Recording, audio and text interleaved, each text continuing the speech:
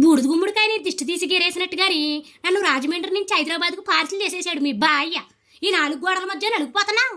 కొత్త ప్లేసెస్ కష్ట సుఖం ఎవరితోటన్నా మాట్లాడుకుందాం, ముచ్చట్లాడదామంటే ఎవరితో కనబడరే. అన్ని పెద్ద పెద్ద అపార్ట్మెంట్లు, అందరూ వాచ్మెన్లు కనబడుతున్నారు కానీ మనుషులు కనబడట్లేదు. పొద్దున్ననకి వెళ్ళిపోతున్నారు జాబులకి, మళ్ళీ ఎప్పుడో నైట్ వస్తున్నారు. మనమేమో 9 కల్లా పక్కలేసేస్తాము. మనకేమో నిద్ర ఎక్కువ. మనతో మాట్లాడుతూ కూర్చుంటారు ఇటు, వాళ్ళు పని మాలేసుకుని. సరేలే అని బయటికి వెళ్దామంటే ముందుకెళ్తే ట్రాఫిక్, వెనక్కి ట్రాఫిక్, పక్కెళ్తే ట్రాఫిక్, ఆ పక్కెళ్తే ట్రాఫిక్, ఫుల్ ట్రాఫిక్. సరేలే అని మెట్రో ఎక్కితే మెట్రో కూడా కాలేదు, పులివమంట జనాలు. ఎక్కడికి వెళ్తున్నారో తెలియదు, ఎప్పుడు వస్తున్నారో తెలియదు, జనాలు జనాలు జనాలు.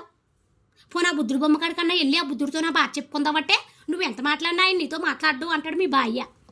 మీరు మాత్రం ఊరిలో ఉండి శుభ్రంగానే తాటిగారులు వస్తాయి, తాటికాయలు వస్తాయి కదా, తాటిగారులు, తాటి తాండ్రి, తాటి రొట్టు వేసుకుని బాగా తినండి. ఎర్రగోదావరి కాబట్టి ఏ చేప అయినా రుచిగానే ఉంటుంది, చేపలు కూడా తీసుకుని తినండి. వచ్చిన 4 రోజులకి బెంగెట్టేసి